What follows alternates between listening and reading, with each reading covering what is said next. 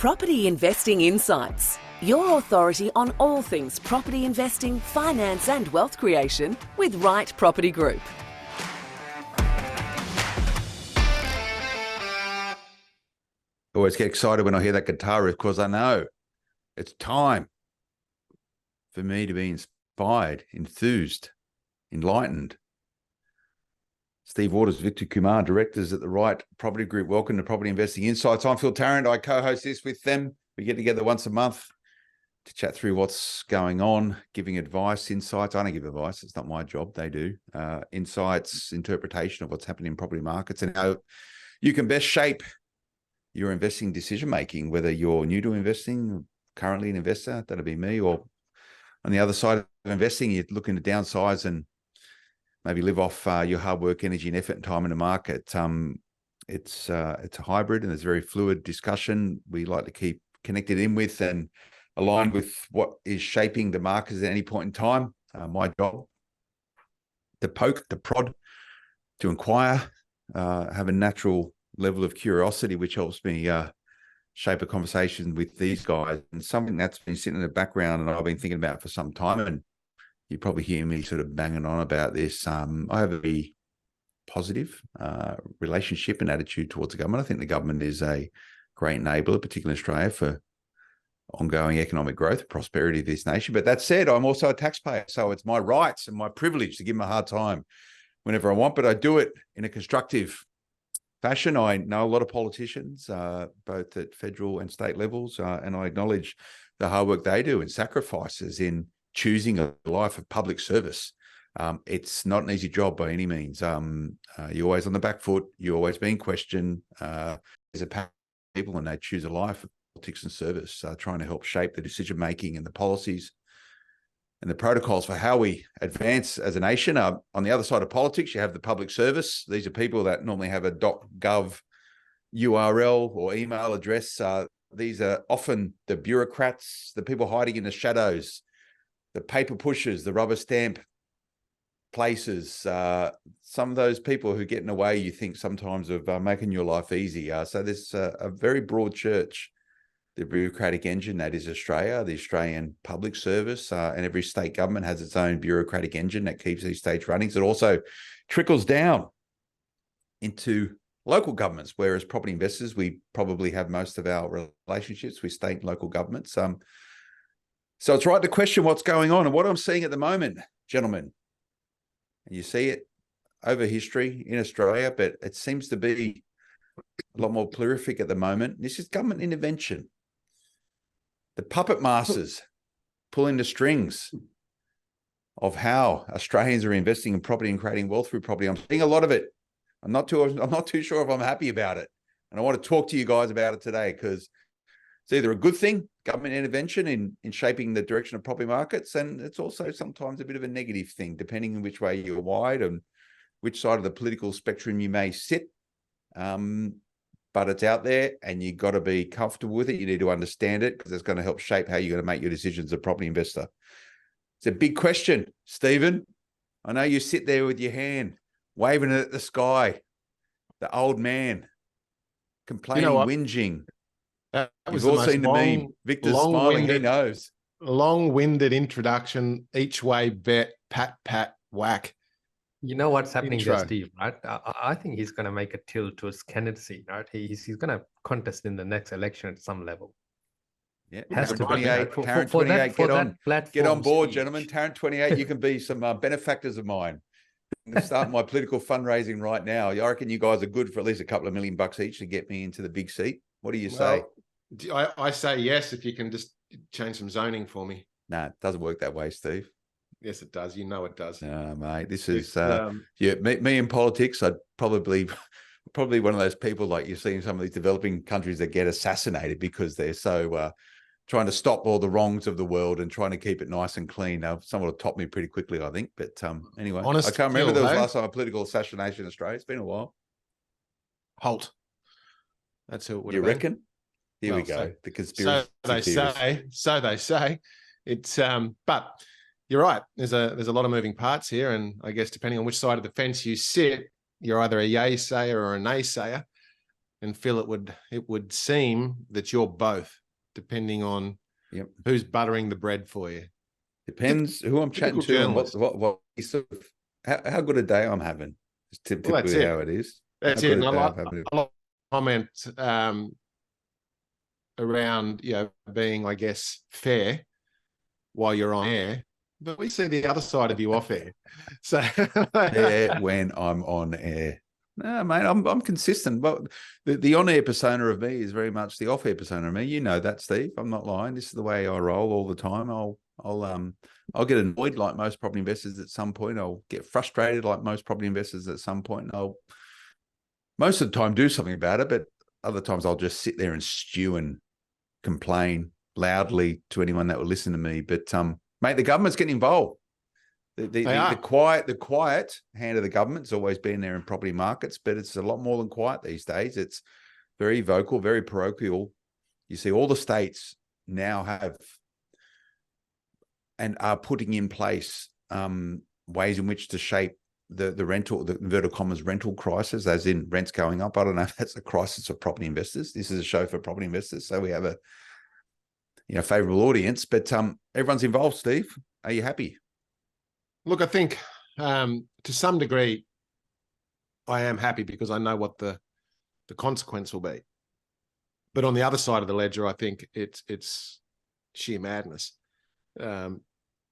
And we'll get to the reasons why and what these mechanisms that they're implementing, I guess, over the course of the show. But the data shows us, the history shows us, at least in our lifetime, that every time government enters a free market, there is a consequence. And in property, when we see grants or some sort of initiative to help people into home ownership, the consequence is we see the asset prices starting to rise almost immediately sometimes. Conversely, though, when we see government intervention to stem the flow of, I guess, credit via intervention that way, via the banking system, we see the asset price go the other way. And what we're seeing today is not that. We're starting to see intervention to help ownership, whether it be via homeowner grants, the housing accord, equity schemes, they just keep going. There is definitely going to be a reaction to that as each of those mechanisms take place over the next 12 months or thereabouts.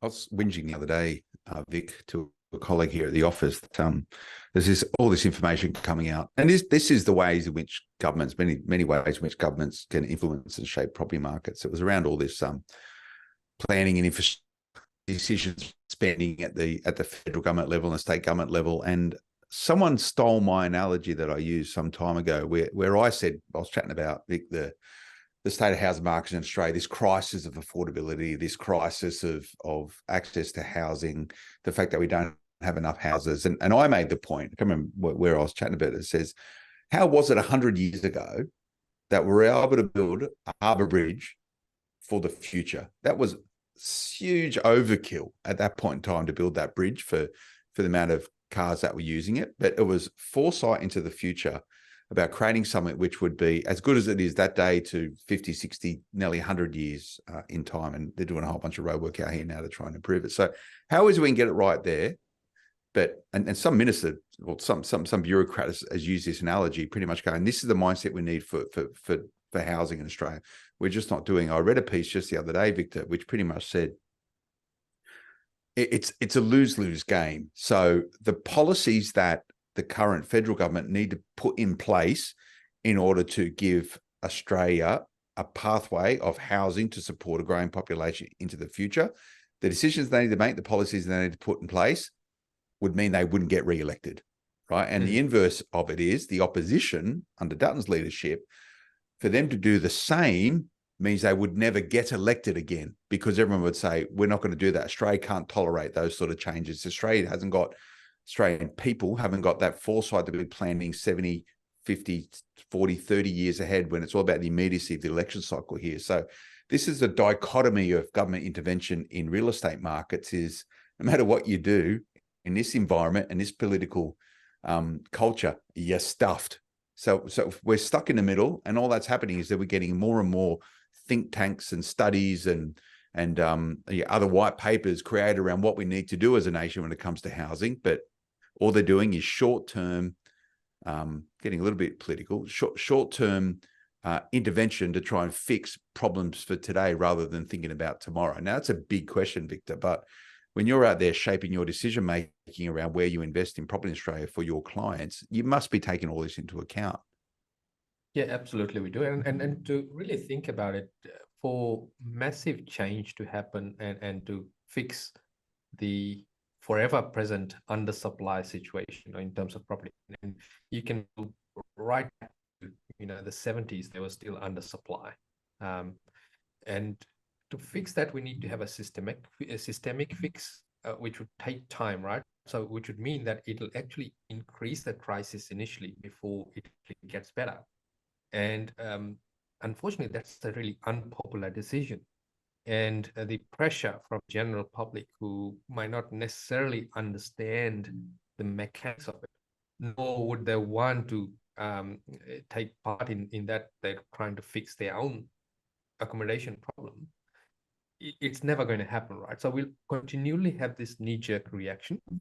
Then we also need to be looking at it from a viewpoint of when you are evaluating investment properties, that if you drill back right down to 1970s, even before that, and you track the cost of construction, the cost of construction has increased faster than inflation all throughout that period, right? So to the point where I think I read an article where it is actually increasing by 5% each year, right? Whereas inflation was circa 2.5%, right, on average.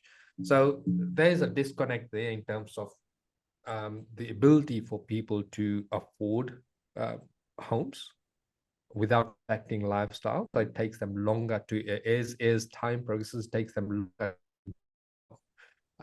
And equally importantly, the greater cohort will tend to rent longer, right? And that's the opportunity for the investor over here, that we need to be looking at it from a viewpoint of, okay, yes, we were getting more and more of the population renting.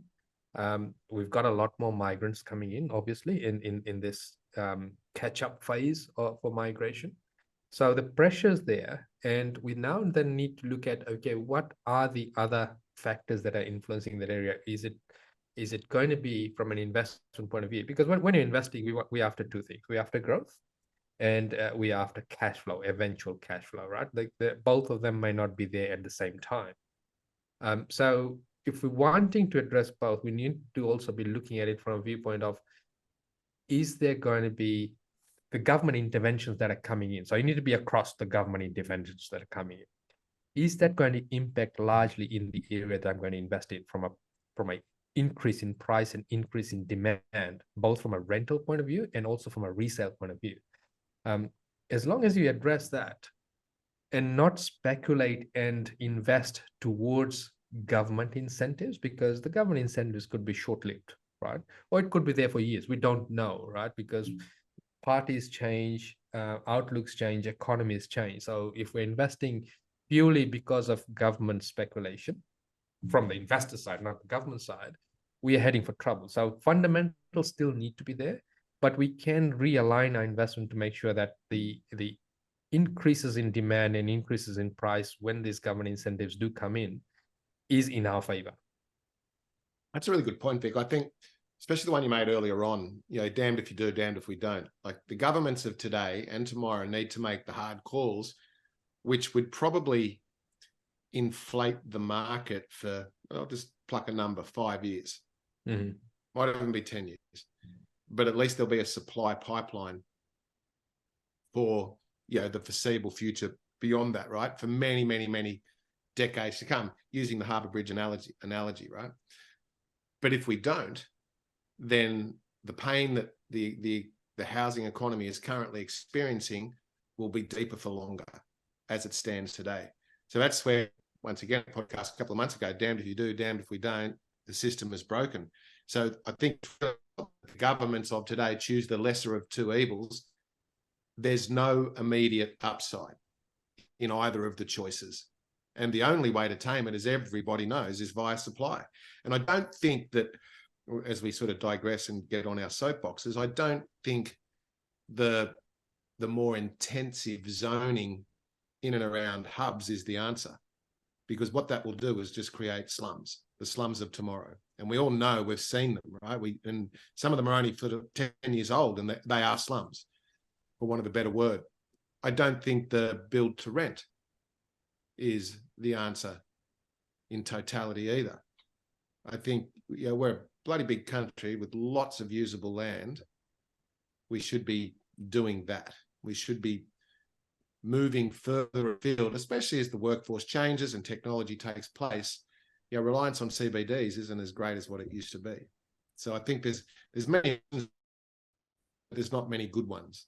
It's so complicated, Steve, because there are so many moving parts here which are going to dictate and determine how people live into the future, and therefore the responsibilities of the government. And only today I saw something from the Fair Work Commission, or I think maybe it was Fair Work Australia, which contested something around it's not everyone's God-given right to work from home, and reports are now coming out. And I think the government subscribes to it, saying, and the legislation is going to be employers can force people back into the office in time.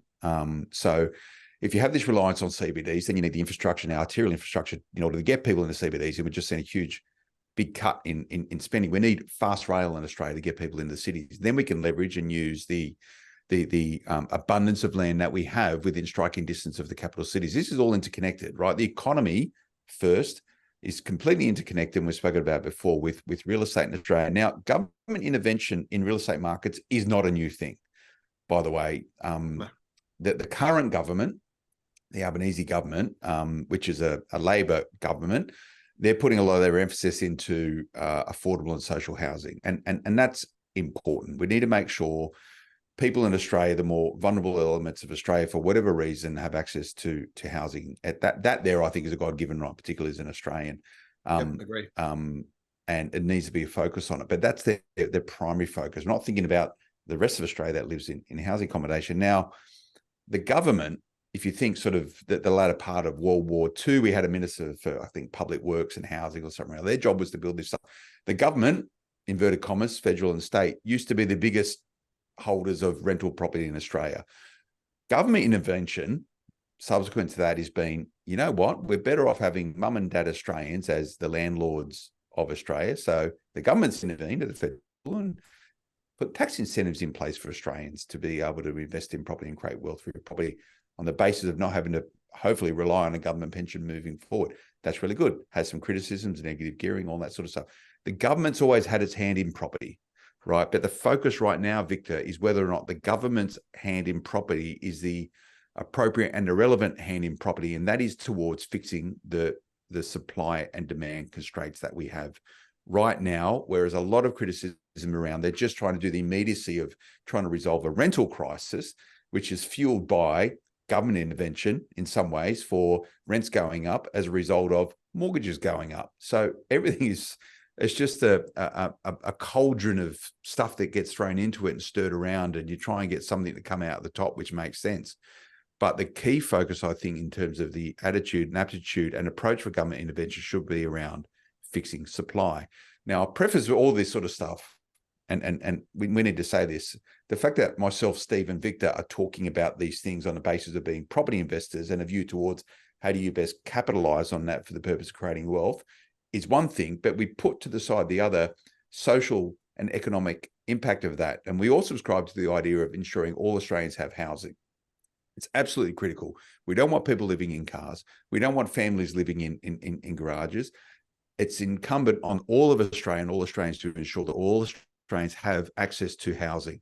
So we've got to put that to one side. And what we're talking about here is how, as a property investor, you can look at all the different dynamics and ramifications of the economic and the social impacts and the real estate factors driving Australia to ensure you invest in the right place. So we're just going to separate those two things. And I don't want to offend anyone by having these conversations, but people are tuning into this, Victor, for the purpose of investing in property to create capital growth and cash flow. Yeah, absolutely. And to further that, we need to understand cause and effect, right? So if we look at a cause, So if you look at the Queensland government, who on 20th of November introduced the doubling of the first homeowners grant. So when you combine that with federal grants and so forth, you're getting about $40,000 in your pocket if you're a first home buyer. It's a lot of dough. That's a substantial You're amount. in the market.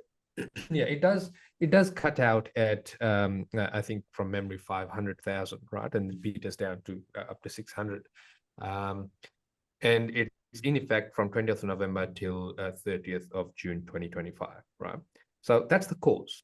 Now, what's the effect? The effect is generally when you've got free money coming your way, the market reacts accordingly and the prices jump, right? And we've seen that time and time and time again. So perhaps we need to, so it's a good incentive. It gets people in, it gets people into their first home. Maybe a better way of thinking this, in my opinion, would have been, what if we gave that 40K to the developer as an incentive to reduce their costs, so the council cost, the DA cost, right? Now we've effectively lowered the price by $40,000 on a home, right? That's a better effect. And what it does, it doesn't then give rise to the articles in a year's time to say home ownership is unaffordable in Queensland because the prices have gone up so much. I think, Vic, that that's a really good thought, but I've yet to see a developer that would pass on the savings. Yep, true. It's nothing against Hey, it. they spend all the money and still go broke, Steve. Correct. It's but I think if you talk about the cause and effect, let's overlay that with something that comes in next July, which is Australia-wide. But now that you've talked about the Queensland first homeowner grant doubling, what about the shared equity scheme that comes into effect at 40 and 30% next July? So let's play that out, Steve, right? So let's say we are Queensland and we're first home buyer. And now again, we don't know the ins and outs of this new announcement, right? But what if we combine the two, right? So you've got 40K grant, circa 40K grant. And then you've got the federal government also helping you up to 40% of the price of the dwelling. If they take an equity stake in the property, that certainly makes home ownership affordable, right? Like I said, cause and effect, right? So unless we have very strict criteria, it would put people into property ownership that might not necessarily be able to afford it. When the effect comes in, when you do need to pay back that 40%, whether you sell down or whether there's a expiry period for that amount. And this is something that really needs to be thought out, right? So every government incentive that comes in, we as investors need to be looking at it as well and say, okay, what is our benefit for that, right? So I'll give you an example, right? So during COVID, the Western Australian government gave a $20,000 grant for you to build your home. Did not matter whether it was an investment property, whether it was your first home, second home, 10th home. You built a home, you got 20K grant, right? And they put a time stipulation on it that it needed to start by a certain date. Now, because of COVID, they had to extend that because people couldn't get started in terms of the building. But what it did was it actually broke the back of the construction industry in WA because everyone started building. And as a flow-on effect, there are a lot of low-quality builds in there. And the reason for that is twofold, right? One is that the people were building at the rate of knots. The second was that because labor and supply was in very low supply, the quality was compromised in that way as well, right? So two effects over here. One, absolutely put accommodation in the hands of people that needed it in WA at the time, but it also did compromise on the quality of it. Yeah, but coming back to Queensland, Vic, because we'll talk about WA and their new grants or their new pieces of intervention. But if we take the first homeowner grant doubling, this is in Queensland, and we also take the shared equity scheme, but let's talk about existing properties, right? Because I think it'll be very hard to construct anyway when there's already a shortage of materials, labours, building companies, and finance. Yeah. So if you take that 30% equity stake, of which you don't have to pay back and you don't have to make repayments on, I think that there'll be a big cohort of tenants that'll say, you know what, I'm secure in my job. I just don't have a big enough deposit. I'm going to take that 30% gift, even though the government will have an equity stake in my home, because when I do my sums, it's cheaper to own it than it is to rent it. And when you get that phenomenon, you're going to get as many people who can possibly do it get into the market. And it's one of the data points we look for, is where is it cheaper to own than it is to rent, right? And so the argument to that is, well, if there's this mass, or not mass exodus, but if there's this exodus from being a tenant to ownership, doesn't that take a tenant out of the pool? Theoretically, yes, but it's also taking a dwelling out of the pool as well that could have been rented. Then you put on top of that mass immigration, thinking that Queensland, or knowing that Queensland has one of the highest population growth rates in the country, there's still going to be this massive gap in terms of supply and demand. So it fuels the fire for, we'll call it growth, whether it should be there or not. It's going to happen because of these pieces of intervention federally and state-wise. And then if we go to pivot over to WA and the construction grant, imagine if they didn't have that, considering the vacancy rate there is nearly zero anyway. So there was that flurry of activity that potentially bought on rental properties. And you're right, some of it's very, very low quality.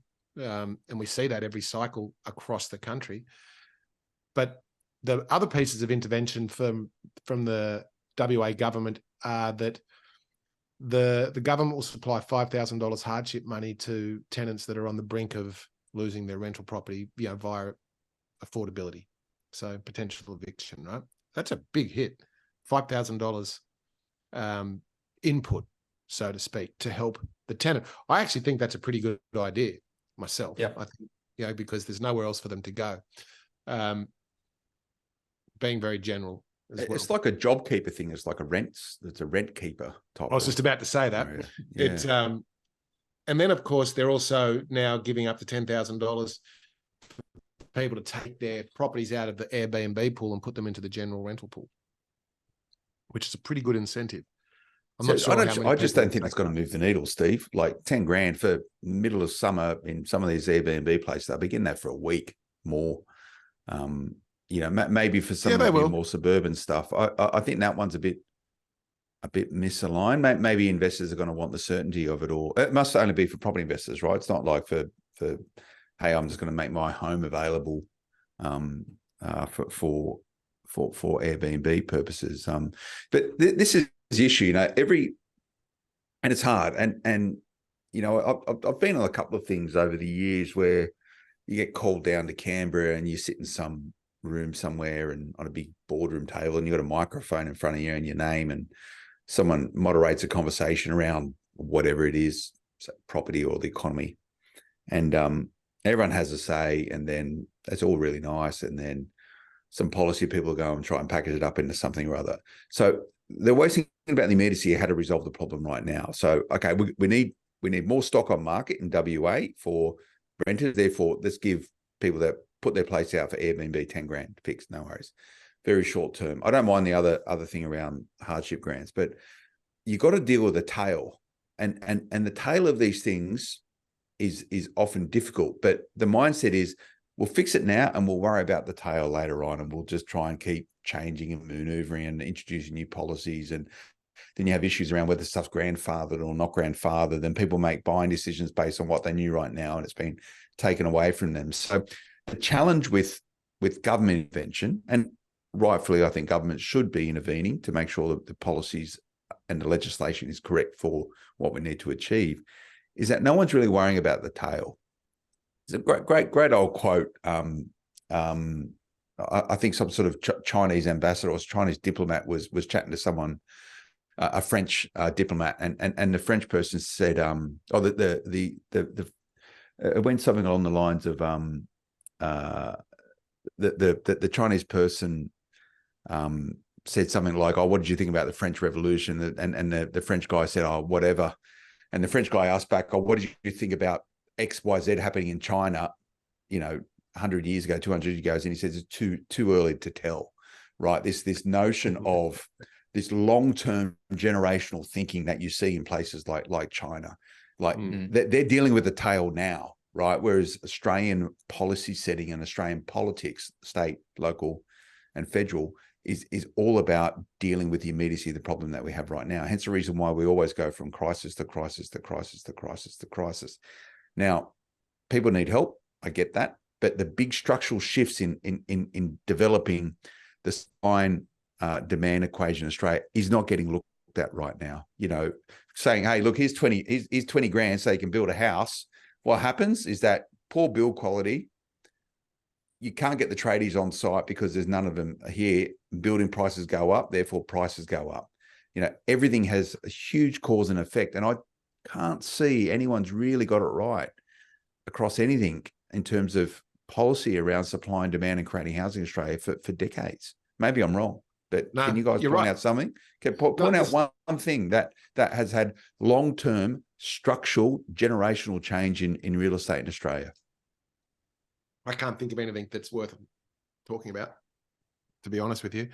But if we just go back to your point around supply and all these little pieces of meat, I guess, on the bone, the money data or the cost data shows us that part of the biggest cost of development, other than obviously labour and materials and acquisition of the land, is that the actual red tape costs, all the taxes along the way, federally and state-wise, to get something out of the ground. I mean, it's impossible. You get hit everywhere. Absolutely everywhere, and Vic and I talked about this on something, I don't know, probably 6 months ago. There actually needs to be collaboration between state, federal and local councils. And even as I say that, that'll never happen. Not unless federal government makes it happen and makes it law.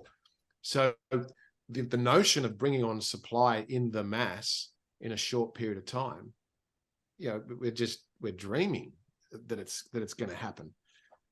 Unless they really put aside the short-term consequences and just go all in, which is kind of what I think that the government is thinking around the 1.5 million builds via the housing accord. The problem is, where are you going to get materials from? Where are you going to get labour from? Where are you going to get builders from? Well, you've got to get labour by allowing skilled migration coming in. You allow more skilled migration coming in. You've got certain elements of Australian population don't want that. And they're going to say, well, more people come in, that means rents are more expensive, that you're wrecking it. It's such a cyclical, but it is 22. But there has been structural change. Maybe you guys know about this, where, to try and So let's look at the supply side of things. We need more housing, Vic. So we need to build houses. Therefore, we need to make sure that there is less bureaucratic red tape to facilitate housing, but still have enough bureaucratic red tape to ensure that the housing that does go up is compliant and it's safe and it's built the code and it's all this sort of stuff. So you don't have to do all building now at a local government level. There's state government controls now, so that to help accelerate building, where you can get sort of compliant development, or as long as you build within the New South Wales based codes, you can move faster. That's all in place now, isn't it? Yes, it is. Yeah. And so, a lot of states, I think all states have moved to CDC, where it allows you, you still need to get approvals and still need to be built by code, but it's shortcut the process through council, through local government, and allows you to get to the build phase a lot faster. Now, like I said before, and we all agree that it has got its downsides in terms of quality, but by and large, it has certainly increased the pipeline, the speed at which the pipeline is implemented. Yeah, and that's all we really need to do. Is the two factors that we need to address as investors and homeowners in Australia, right? To cater for them. One is the affordability factor. So that's where the first home buyers grants come in, and the various grants and incentives and equity schemes come in. And the second, of course, is the supply factor, right? And the supply factor, obviously, since we've been talking about Queensland government, they turned around and allowed for granny flats to be rented out to third parties in all areas of council, including Moreton Bay, which had backtracked and said that you can't build granny flats there. You can't have secondary dwellings, which now you can. And certainly, if you look at the Victorian government, they've recently changed their tune. Now, Victorian government never allowed you to, with the exception of a few councils where you had to jump through quite a few hoops, they would not allow you. You could still build granny flats, but you're not allowed to rent it out to a third party. So essentially, they were called dependent persons unit, right? So the person occupying that dwelling was dependent on the main dwelling. That's now changed, and now you can do two types of dwelling. So still the dependent persons unit, but you can also do what's called a second dwelling, not a secondary dwelling, a second dwelling in a sense. And you can do that on any land that's more than 300 square meters. And your build size can be up to 60 square meters. So pretty much the same as what you would get in New South Wales in most areas of. And so all the states are starting to slowly align towards the complying development mode, and also the secondary dwellings to ease the pressure. And obviously, when there's something that's new that's come into any state, you don't necessarily want to be the first cab off the rank, because you're still getting through the bugs of this legislation fix and the change in the thinking at the bureaucratic level with council to allow for all of this, right? But certainly it does put a very strong emphasis on people that where traditionally in the Victorian market, your investment property is usually lower yielding than most of the other states. It does put a different strategy in play for the properties that you already own, where you don't necessarily have to do a full subdivision. You're able to then get the benefits of a secondary dwelling, although it's limited in size, as a surplus income, a rental income. And as this new legislation comes in there, I suppose the tell will be people that, similar to what happened in New South Wales, where they're whacking on granny flats on every single block. And therefore, in today's market, that would work out because there is a rental shortage. But we also need to be thinking of it in terms of, for our own portfolio, how does this look when there is a relative good supply of rental properties in that area? Melbourne's one of those cases as well, because Melbourne, whilst on the surface, and this is where I think there's a bit of sort of, I don't want to use the word false media, but there's a bit of misleading media in and around the Melbourne market and its vacancy rate. It doesn't have the pressure or the lack of supply that other states have, such as Brisbane and Perth, right? And we speak to obviously a lot of investors, and a lot of them are saying we're only getting back what we lost during COVID. It just rebounced to where it was. Yes, there are pockets within pockets, of course, but the reason I say that is coming back down to the granny flat or the second dwelling for Victoria. It's not going to be a case of, wow, now that I can, I should, because you may not get the return on investment. If it's going to cost you for a decent second dwelling somewhere in the vicinity of $200,000 to $220,000, you want to make sure you're doing your figures correctly to make sure it's worthwhile doing it. You may not be in a position where it's that rewarding for you, as opposed to other markets, right? Yeah, and I think that, Steve, you touched on a very important point over here. Is investors are good, right? You should not be reactive to these government changes or these legislative changes. You need to look at what works normally in that market first, in terms of supply and demand, whether there is a ready market for tenants, and also, don't implement strategies today because there is such a short undersupply, right? We're going to fix this supply issue within the next, say, probably 3 to 5 years, right? And it'll never be completely fixed, but there will be reasonable supply in the market. So when we're looking at properties, whether we are buying just a single dwelling or we're coming back to a property that's already existing and we're trying to construct another dwelling on it, we need to obviously look at not today, but tomorrow, in the sense that when the rental market slows down, when it comes, because whatever goes up does come down, right? So the demand for rent is very high across Australia. Now, there is variances, obviously, as Steve said, that Victoria is a bit of a false illusion there that every area is high demand. It's not. But when that does satisfy itself in terms of parity, if you've just simply squeezed on a secondary dwelling on your lot because you could under legislation, it may actually make that it might turn a really good investment into a really bad investment, because you will not have the consistency of tenancy on that property. Yeah, I mean, take the 300 square meter. You can do it for 300 square meters and above. Like, in what world is 300 square meters going to be something? 300 isn't odd, is it? No, it's not. No, it's not. So what are you going to jam on that? You're going to jam a shoebox.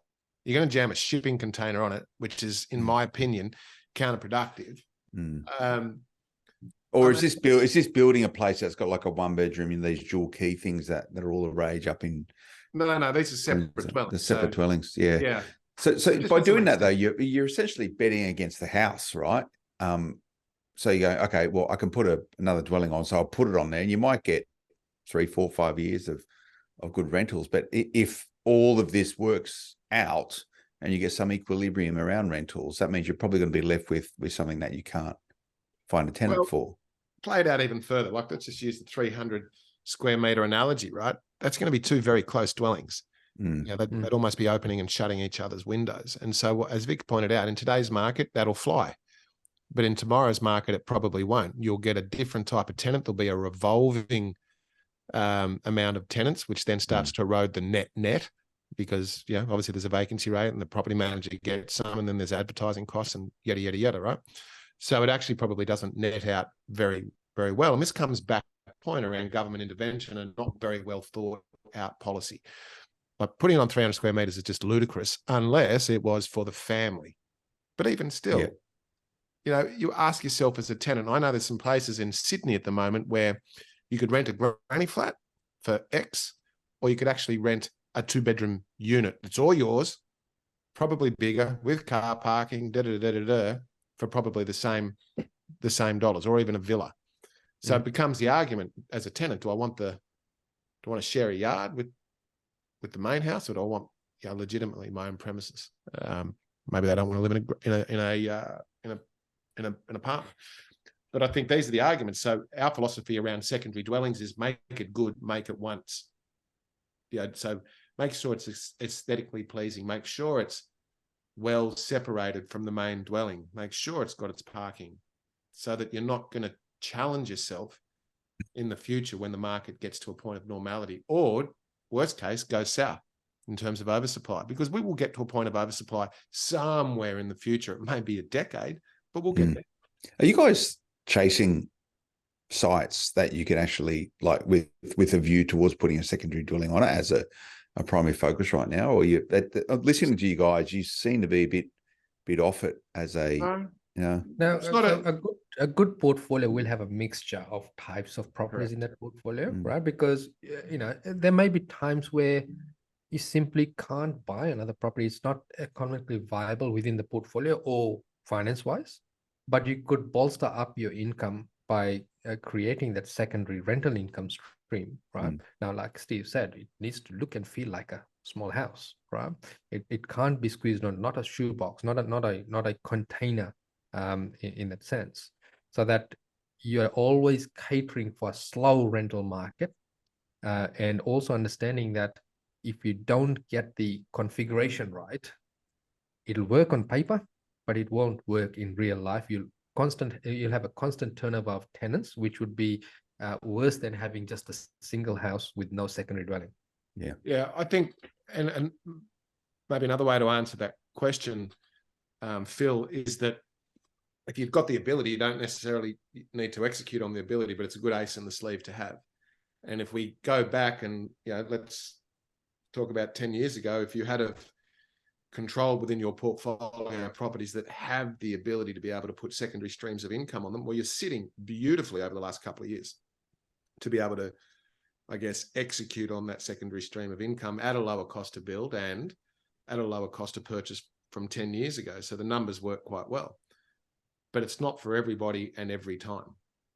And you need to, when you're buying them, you can't pay for the privilege, which is very important as well. So just because you can put a secondary stream of income on it doesn't mean that you should be paying overs. So how do we conclude this discussion, Vic, around government intervention.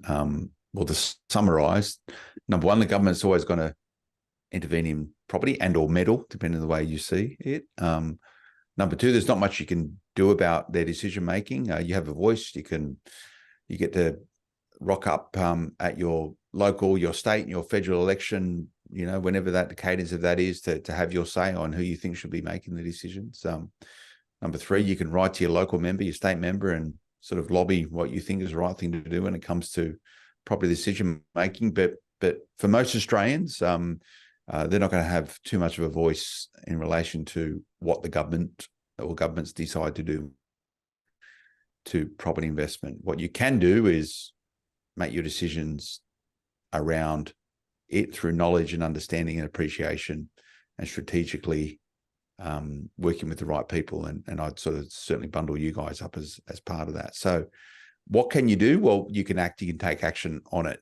But where do you start, Vic, is the question.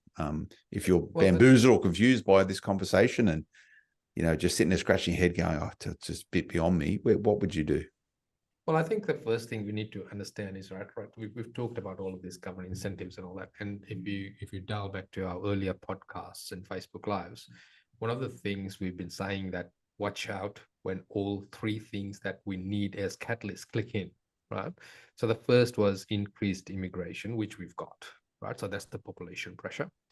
The second was change in finance, the availability of finance, not interest rates, the availability of finance. We haven't quite reached there yet. But the third thing we're saying, that, which was the trifecta, was going to be government incentives, right? Government intervention. And we are now seeing that, that both at state level and federal level. So that's now definitely happening. So as investors, we've got everything lining up for us for a good, strong, sustained growth phase in the right areas when you invest, right? So this is where you don't want to unnecessarily sell down your portfolio stage, seeing that so you need to evaluate individually, not just the portfolio. Then you also need to be looking at it from what's going to happen next year when all of these incentives and finance clicks in. There'll be a market frenzy. You will already start seeing that in Queensland with the first homeowners grant in that price band in the affordable corridors.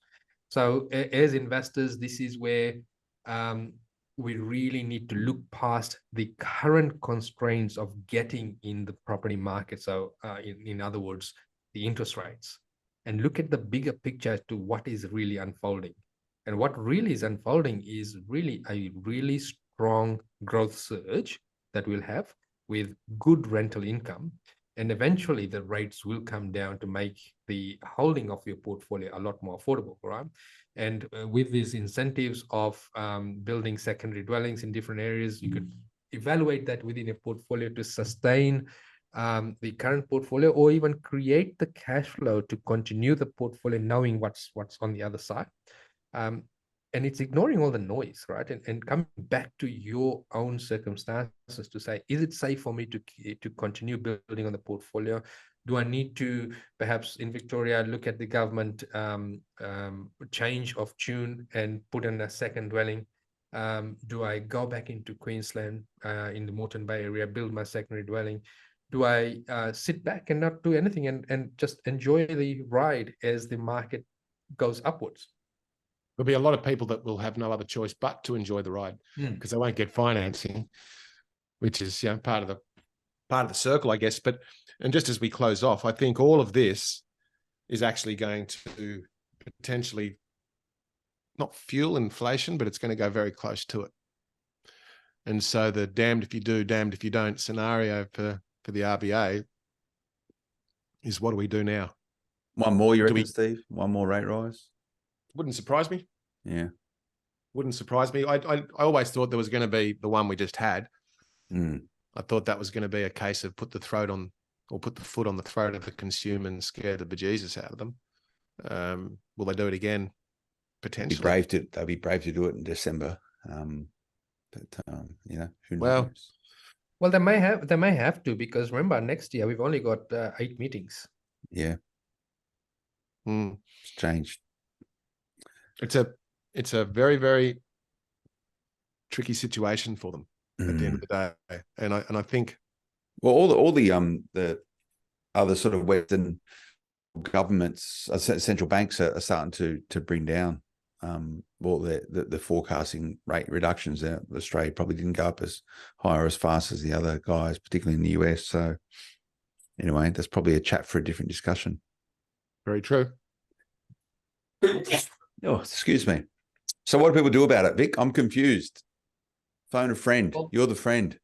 Yeah, you got to phone a friend. So, very easy to get in touch with us.